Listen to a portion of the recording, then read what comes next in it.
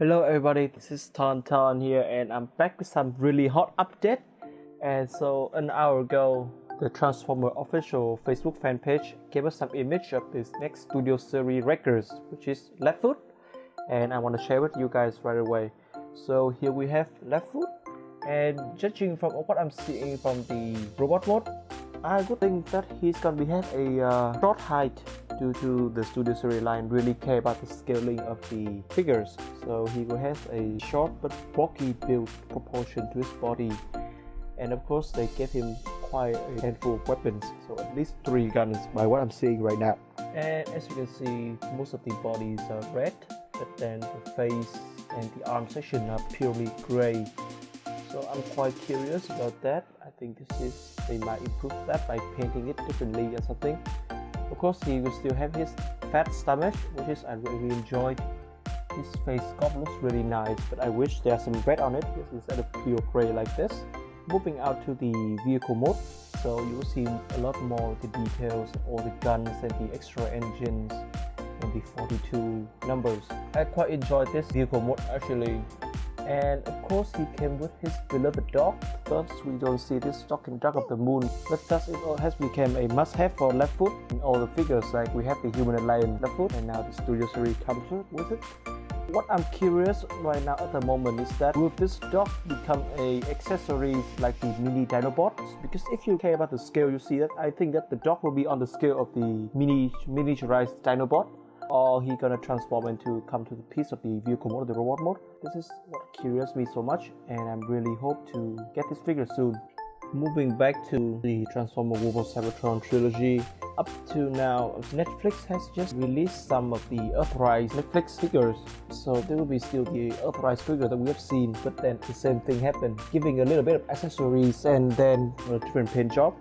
So first we have Deluxe Class Bumblebee, and this is purely a cliff jumper mode, but then they changed the front section of the vehicle, which will change the feet and the back of the car, so that he has a different shield and painted yellow, and thus we have Bumblebee. And next we have Alita 1, and this is even worse. This is RC, but they changed only the head and the paint job. And speaking of RC, my review will come out soon, so stay tuned for that. Moving on, here we have Red Alert. This is also a size-wide remote, nothing too excited here. Next is Impactor, and speaking about Impactor, I don't see anything new about this figure. I think like this just give him a paint job or something, then he's a new figure. I'm not too impressed with this guy. I'm gonna skip him for sure. And we have Optimus 3-pack. So apparently this Optimus comes with a 2 mini-cons to form a battle axe and a shield, which is quite impressive. But I don't know that if this Optimus came with his trailer or not. We have to wait and find out. And then of course it's Soundwave 3-pack. I'm absolutely gonna get this figure because we have Laserbeak and Ravage, which is really impressive. So definitely getting this guy. And some Earthrise news, we have the Voyager class Seeker Elite 2-pack. We have Dritch and Ramjet. So this is all Starscream remote, so I'm not going into the specific, and that could be it. But what is more interesting is the Autobot Alliance 2-pack, Prowl and Ironhide. And this looks like the re-engineering of the original Siege, but they have Earth vehicle mode, and Ironhide we have this whole new shield and blaster, which looks really nice. So I really hope to get hands on this 2-pack here, and I'm gonna review them soon. And speaking from the Transformer Generation Select, we have Deluxe Class Decepticon Exhaust, which is a remote of the Earthrise Wheeljack. Then he got a pretty nice face here, and I really enjoy that face. And we have Hubcap, also a remote from Cliff Jumper / Bumblebee. And we have Grispete, which is a remote from a Artworks, but he got a new panel, and that is pretty nice. So this might be the reason I'm getting this figure.